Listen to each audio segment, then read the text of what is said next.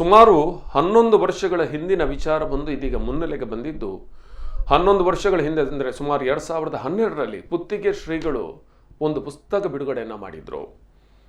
ಅದರಲ್ಲಿ ಇಸ್ಲಾಂ ಧರ್ಮ ಕುರಿತಾದಂಥ ಒಂದು ಪುಸ್ತಕ, ಅದು ಇಸ್ಲಾಂ ಧರ್ಮ ಅನ್ನೋದು ಭಯೋತ್ಪಾದಕ ಧರ್ಮ ಅಲ್ಲ ಅನ್ನುವಂಥ ಪುಸ್ತಕವನ್ನು ಬಿಡುಗಡೆ ಮಾಡಿದರು.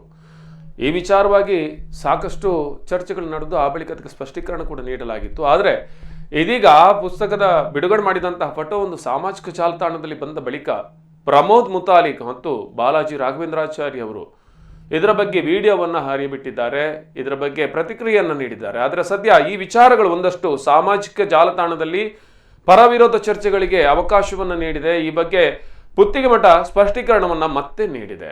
ಹೇಗಿದ್ರೆ ಪ್ರಮೋದ್ ಮುತಾಲಿಕ್ ಮತ್ತು ಬಾಲಾಜಿ ರಾಘವೇಂದ್ರಾಚಾರ್ಯ ಅವರು ನೀಡಿದ ಪ್ರತಿಕ್ರಿಯೆ ಏನು, ಇದಕ್ಕೆ ಪುತ್ತಿಗೆ ಮಠದಿಂದ ಬಂದಂತಹ ಸ್ಪಷ್ಟೀಕರಣ ಏನು ಅನ್ನೋದನ್ನು ನೋಡೋಣ.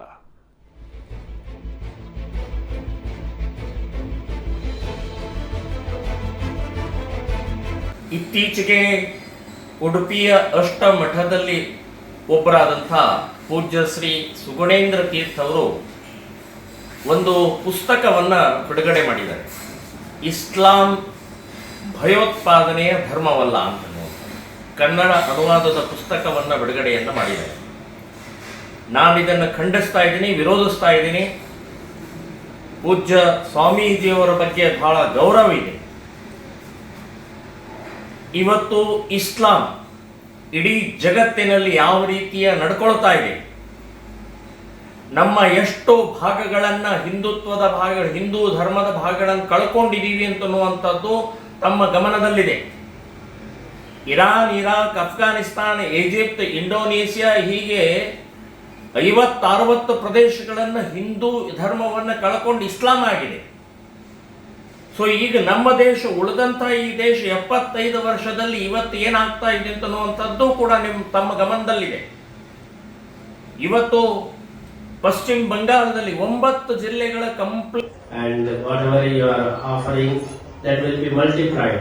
Whatever we offer to Lord Krishna, it will be akshaya. Pramod Muthalik ಅವರು ಹೇಳಿದಂತೆ ಇತ್ತೀಚೆಗೆ ಅನ್ನುವ ಮಾತನ್ನ ಪ್ರಮೋದ್ ಮುತಾಲಿಕ್ ಅವರು ಹೇಳಿದ್ದಾರೆ. ಆದರೆ ಇದು 2012ರಲ್ಲಿ ನಡೆದಂತಹ ಒಂದು ವಿಚಾರ.